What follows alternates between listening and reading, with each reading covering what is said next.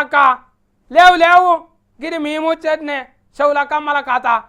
మళ్ళా తర్వాతకి నేను చూడలేదు నేను వినలేదు అంట నన్ను అనొద్దు చెప్తున్నా చూడమ్మ మళ్ళా గింత పెద్ద చెవుల కమ్మల పూతాలు నేను ఏడ చూడలేదు మీరు కూడా చూడలేదు నాకెరికే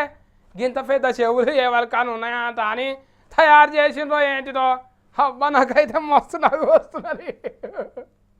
మంచిగా చూసిండ్రా ఇక గిఫ్ట్ చెప్పుంది ఇవేంటివో రాజులు రాణులు వెతుకొని కిరీటాలు అనుకునేరు గివి కమ్మల బుట్టాలు ఏంటి నమ్ముతలేరా అక్క ఒక ఫారి పెట్టుకొని చూపి మా వాళ్ళకు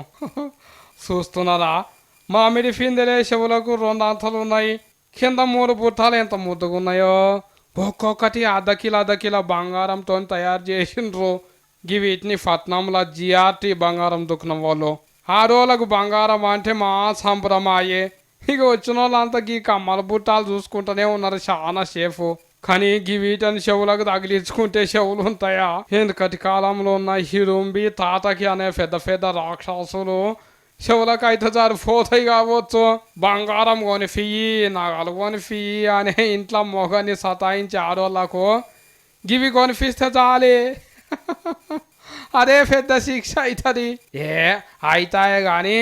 కొనుక్కొని పెట్టుకొని బయట తిరిగితే పొగటేసగాళ్ళు వచ్చిందంట అని